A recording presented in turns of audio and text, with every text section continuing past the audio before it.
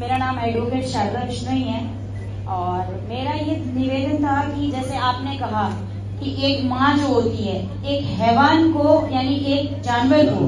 इंसान बनाती है तो वो देवी तुल्य है। उसके लिए हमें बहुत गर्व है कि हमारी जो काउंटिंग है वो एक देवी में होती है। लेकिन वही इंसान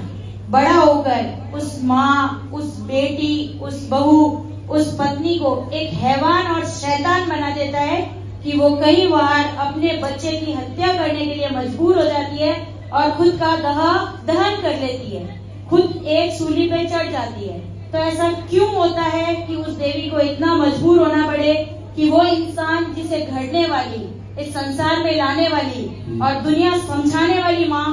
किस लिए मजबूर हो जाती है कि उस दरिंदे के कहने से वो माँ की जगह एक दरिंदा, एक शैतान और एक हैवानी ताकत बनकर अपने बच्चे की हत्या कर देती है। शाबाश, बहुत ही जबरदस्त सवाल, बहुत बड़ा।